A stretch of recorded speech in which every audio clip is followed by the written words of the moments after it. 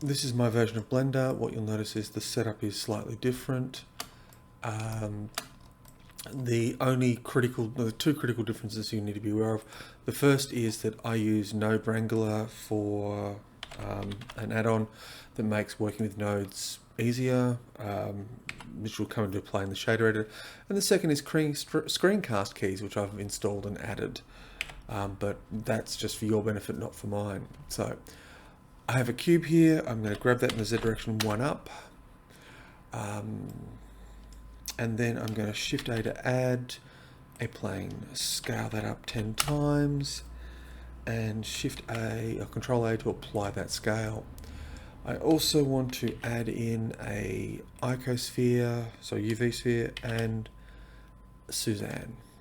Grab Z1, grab Shift Z to move in the XY plane, and shade that smooth. Now I need the UV sphere, that's one there. Grab Z1, grab Shift Z somewhere around there, and shade that smooth as well.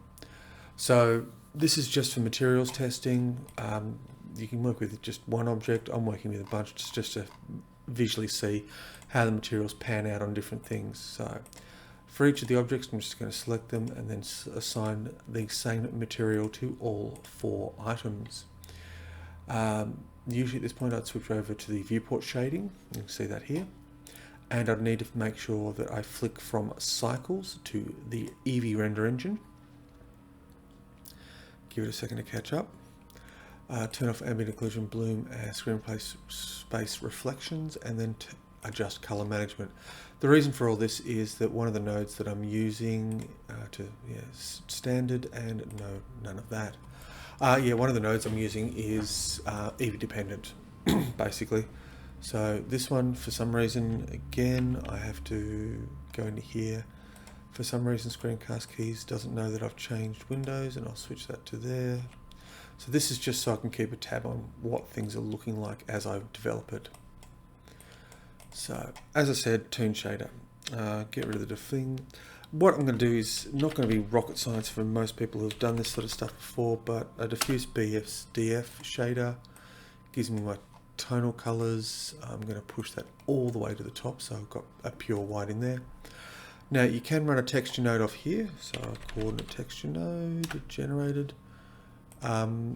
This allows you to then sort of go what you want to do. Most of the time, with most of the examples I've seen, it's just normal, and you can even actually get away without it. So, as I said, we need to start building this thing, so I'm going to search up the shader to RGB node. This one is only available for Eevee. I'm not too sure why, but yeah. Okay, and now I need to actually start doing some of the magic. So I'm going to separate the colors, and I'm going to separate them based on hue, saturation, and value. I did muck around with hue, saturation, and lightness at one point. However, the results I got were less than desirable in some cases. So I'm going to change that also to value, because the hue and saturation I'm going to have no effect whatsoever. But the value, or the amount of light in that scene, I do want to affect. So here's where most people would jump straight to a color node and a bunch of color stops, that sort of thing. I look at that and go, yep, that's great, but I want to be able to control this from outside. So doing that is not effective for me. But if you're doing stuff with multiple colors, and a color amp will come into its own. So instead, I'm going to use a map range. What the map range allows me to do is I can plug in the value and set it all up. That, not so great. But if I pull up the from, basically I'm making the darkest, bringing in the darks, so that the darkest colors will, something that might show up as grey will show up as a darker color. And then of course you can pull in the whites as well to get that sort of starker contrast. But there's an easier way of doing it, and that is the stepped linear effect. And here you can see as you step through, if you go to 0, no effect whatsoever. And for some reason, all these are now out. Whereas we push this in, we get at the step of 1, we get 2 tones, and at the step of 3, we'll get 4 tones. Nice and fairly straightforward. So this gives a tonal range. Now we just need to colorize it. So this is where we add a mixed color node, and we use this as our factor that influences how the colors get combined in here. Now, because we have no colors at this point, it just goes straight gray to gray. So first one is we want to, let's go a highlight and a shadow. Now what you'll notice, it's inverted. I prefer personally to have my highlights at the top and shadows at the bottom, and I can actually go off and label nodes appropriately, or even add something unique to that individual character or creation, the object in the scene.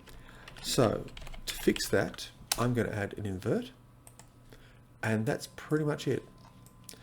It's a fairly simple shader setup. I have a control off the bottom here. So what I can now do is I'm going to grab all of this and Control G to group it.